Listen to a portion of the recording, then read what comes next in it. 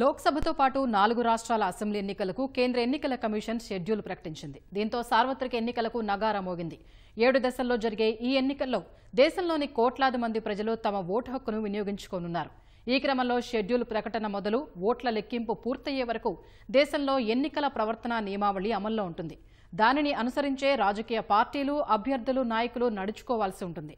Model code of కండక్ట్గా అమల్లోకి వచ్చిన ఈ నియమావళి ఆయా పార్టీల నాయకులు ప్రచారం సహా వారు చేయాల్సిన చేయకూడని పనుల్ని తెలియపరుస్తుంది.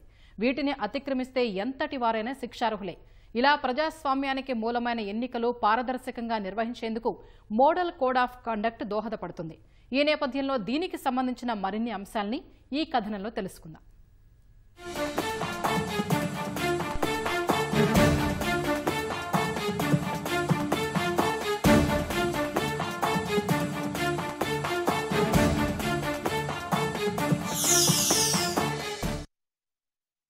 దేశంలోని 543 లోక్సభ స్థానాలకు 4 రాష్ట్రాల్లోని శాసనసభ ఎన్నికల నిర్వహణకు కోడ్ కూసింది. ఈసీ షెడ్యూల్ ప్రకటన వెంటనే దేశవ్యాప్తంగా ఎన్నికల నియమావళి అమల్లోకి వచ్చింది.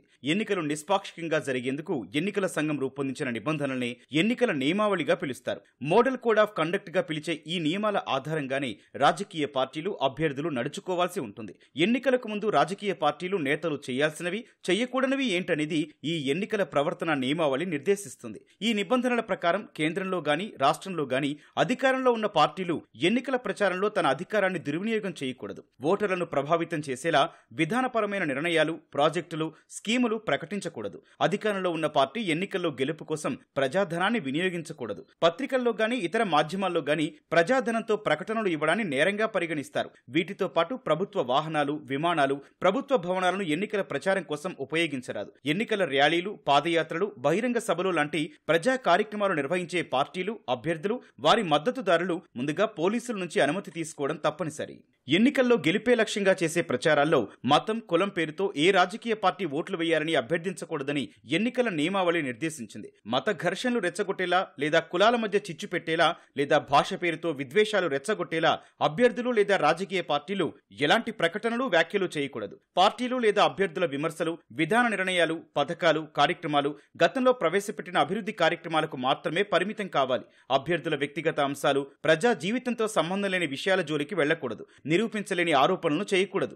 ఎన్నికల ప్రచారంలో భాగంగా మసీదులు, చర్చిలు, దేవాలయాలు, ఇతర ప్రార్థనా స్థలాలను ఉపయోగించుకోకూడదు. ఎన్నికల చట్టంలో నేరాలుగా పరిగణించే అవినీతి విధానాల జోలికి అభ్యర్థులు, పార్టీలు వెళ్లకూడదు. ఓటర్లకు డబ్బులు, బహుమతులు ఇచ్చి ప్రలోభ పెట్టడం, భయపెట్టడం, దొంగ ఓట్లు వేయడం లాంటివి చేయకూడదు. పార్టీలు ఓటర్లను బెదిరించడం, అవమానించడం లాంటివి చేయకూడదనే అంశాలను మోడల్ కోడ్ ఆఫ్ కండక్ట్ తెలియపరుస్తోంది. పూర్తి నియంత్రణతోటి ఎలక్షన్ని దేశవ్యాప్తంగా, అదేవిధంగా వివిధ రాష్ట్రాల్లో రాష్ట్ర శాసనసభలకు ఎన్నికలు జరిపేటువంటి అధికారం ఎలక్షన్ కమిషన్కు ఉంది. ఈ నేపథ్యంలోనే మోడల్ కోడ్ ఆఫ్ కాండక్ట్ అంటే ఎంసీసీ అంటారు. అంటే ఏ విధమైనటువంటి కాండక్ట్ ని ప్రదర్శించాలి అభ్యర్థులు గాని, రాజకీయ పార్టీలు గాని, ఎలక్షన్ లో ఇన్వాల్వ్ అయ్యేటువంటి సంస్థలు ఏ విధమైనటువంటి కోడ్ ఆఫ్ కాండక్ట్ కి బద్దులై ఉండాలనేటువంటిది ఎలక్షన్ కమిషన్ దిశానిర్దేశం చేస్తూ టైం టు టైం అనేకమైనటువంటి ఉత్తర్వులను ఇవ్వడం జరిగింది. ఈ మోడల్ కోడ్ ఆఫ్ కాండక్ట్ ఏ రోజైతే ఎన్నికల షెడ్యూల్ విడుదలైందో ఆ రోజు నుంచి మరలా కొత్త లోక్సభ ఏర్పడేంత వరకు కేంద్రంలోనూ,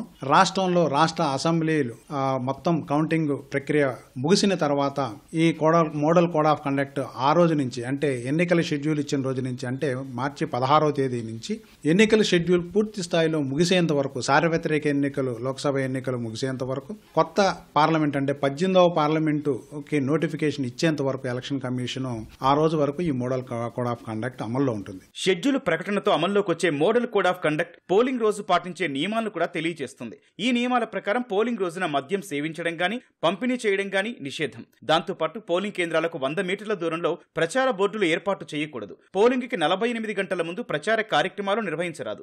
వీటన్నింటినీ సక్రమంగా అమలు, ఎన్నికల కార్యక్రమాలను దగ్గరుండి పర్యవేక్షించేందుకు ఎన్నికల కమిషన్ పరిశీలకులను నియమిస్తుంది. దీంతో పాటు కొందరు కేంద్ర, రాష్ట్ర ప్రభుత్వాల ఉద్యోగులు ఎన్నికల కమిషన్ సిబ్బందిగా పనిచేస్తారు. పార్టీలు, నేతలు ఏ ఒక్క నిబంధనను అతిక్రమించినట్లు తేలినా ఎన్నికల సంఘానికి ఫిర్యాదు చేయొచ్చు.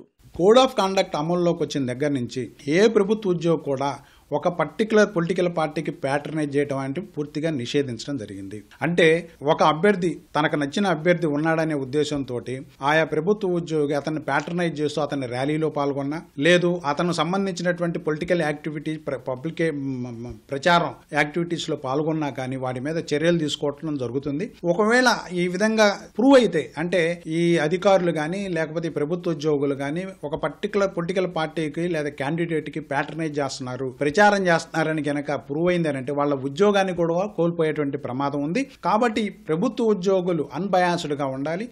ఎన్నికల కోడ్ అమల్లో ఉన్నందున అధిక మొత్తంలో నగదు చెలామణి విషయంలో అధికారులు, పోలీసులు, టాస్క్ ఫోర్స్ సిబ్బంది ఇప్పటికే తనిఖీలు మొదలుపెట్టారు. రాష్ట్ర, జిల్లా సరిహద్దుల చెక్ పోస్టులను ఏర్పాటు చేసి వీటిని చేపడుతున్నారు. ఈ క్రమంలో నగదుకు సంబంధించిన తగిన ఆధారాలు, ధ్రువపత్రాలను వెంటే ఉంచుకోవడం ఉత్తమం. నిబంధనల ప్రకారం 50,000 రూపాయల వరకే నగదు తీసుకెళ్లేందుకు అనుమతి ఉంటుందని అధికారులు చెబుతున్నారు. కేవలం నగదు మాత్రమే కాకుండా బంగారం, ఇతర ఆభరణాలు భారీ స్థాయిలో తీసుకెళ్లినా ఇబ్బంది. 50,000 రూపాయల కంటే ఎక్కువ నగదు తీసుకెళ్తే మాత్రం అందుకు సంబంధించిన ఆధారాలు చూపించాల్సి ఉంటుంది. ఎక్కువ మొత్తంలో నగదు లభ్యమైతే ఐటీ, జీఎస్టీ అధికారులు కూడా రంగంలోకి దిగుతారు. వాటికి సంబంధించిన ఖచ్చితమైన ఆధారాలు చూపిస్తేనే ఆ డబ్బును తిరిగిస్తారు. ఈ ఎలక్షన్లు సజావుగా జరిపేందుకు కోసం, ఎలక్షన్ ఎటువంటి ప్రలోభరహితంగా జరిగేందుకు కోసం, ఎలక్షన్ ఫ్రీగా జరిపేందుకు కోసం ముఖ్యంగా ఎలక్షన్ కమిషన్ కి కొన్ని టార్గెట్స్ ఉన్నాయి. Free election, fair election, participative election, accessible election, inclusive, transparency and peaceful manner తోటి ఎన్నికలు నిర్వహించాలనేది ఉంది. అంటే స్వేచ్ఛగా అందరికీ సమానమైనటువంటి అవకాశాలను కల్పిస్తూ ఎటువంటి పక్షపాతానికి తావు లేకుండా అందరూ ప్రజలు ఈ ఎలక్షన్ లో పార్టిసిపేట్ అయ్యే విధంగా, ఓటు ఉన్నటువంటి ప్రతి ఒక్కళ్ళు ఓటు హక్కును వినియోగించుకునే విధంగా ఇంక్లూజివ్ గా అన్ని రకాల సెక్షన్స్ యొక్క ప్రజలని ఈ ఓటింగ్ లోను, అదేవిధంగా ఈ ప్రజాస్వామ్య ప్రక్రియలను భాగస్వామ్యం చేసేటువంటి బాధ్యతని ఎలక్షన్ కమిషన్ తీసుకుంటుంది. మోడల్ కోడ్ ఆఫ్ కండక్ట్ కు తొలిసారి 1960లో కేరళ ఎన్నికల సమయంలో బీజం పడింది. రాజకీయ పార్టీల అంగీకారంతో ప్రవర్తనా నియమావళిని రూపొందించారు. 1967 లోక్సభ, అసెంబ్లీ ఎన్నికల్లో ప్రవర్తనా నియమావళిని అమలు చేశారు. దీన్ని 1967లో సవరించారు. కాగా ఎన్నికల ప్రవర్తనా నియమావళి ప్రస్తుత రూపం సంతరించుకోవడానికి 60 ఏళ్లు పట్టింది. ప్రజాస్వామ్యాన్ని కాపాడేలా రూపొందించిన మోడల్ కోడ్ ఆఫ్ కండక్ట్ నిబంధనలకు వ్యతిరేకంగా ఎన్నికల్లో ప్రచారం చేసిన వారిపై ఎన్నికల సంఘానికి ఫిర్యాదు చేయొచ్చు. తద్వారా కోడ్ ఉల్లంఘించిన వారిని శిక్షించే అవకాశం ఉంటుంది. కానీ మోడల్ కోడ్ ఆఫ్ కండక్ట్ కి చట్టబద్ధత లేదు. అయినప్పటికీ దీనికున్న ప్రాముఖ్యాన్ని సుప్రీంకోర్టు పలు సందర్భాల్లో సమర్థించింది. కోడ్ ఉల్లంఘిస్తే దర్యాప్తు జరిపి శిక్ష విధించడానికి ఎన్నికల సంఘానికి పూర్తి అధికారం ఉందని స్పష్టం చేసింది. 1960లో మొదటిసారిగా కేరళ రాష్ట్రంలో ఎన్నికల ప్రవర్తన నియమావళి కొంతమేరకు ప్రారంభమైంది. అది అంచెంచెలుగా పెరుగుతూ 1991 వచ్చే నాటికి ఎన్నికల్లో అదో ప్రధాన పాత్ర పోషిస్తూ ఎన్నికల ప్రవర్తన నియమావళి దేశవ్యాప్తంగా అన్ని రాష్ట్రాలకి, కేంద్రపాలిత ప్రాంతాలకి, అన్ని ఎన్నికలకి వర్తింపజేయడం జరిగింది. ప్రజాస్వామ్యాన్ని కాపాడేలా, ఎన్నికల్లో జరిగే అక్రమాలు, శాంతి భద్రతలకు విఘాతం కలగకుండా, అధికార దుర్వినియోగం కాకుండా చేసే మోడల్ కండక్ట్ కు చట్టబద్ధత కల్పించాలని రాజకీయ విశ్లేషకులు కోరుతున్నారు. చట్టబద్ధత లేకపోవడంతో ఎన్నికల నియమావళిని అభ్యర్థులు, పార్టీలు సీరియస్ గా తీసుకోవడం లేదని అంటున్నారు. కాగా నియమావళికి చట్టబద్ధత కల్పించేందుకు మాజీ ప్రధాన ఎన్నికల కమిషనర్ ఎస్వై ఖురేషి తన పదవీ కాలంలో తీవ్రంగా కృషి చేశారు. నిబంధనలు ఉల్లంఘించే రాజకీయ నాయకులపై కఠిన చర్యలు తీసుకోవాలని సూచించారు. ఆ విధంగా అడుగులు పడితే ఎన్నికల ప్రక్రియ మరింత పారదర్శకంగా జరిగే అవకాశం ఉంటుందనేది రాజకీయ విశ్లేషకుల అభిప్రాయం.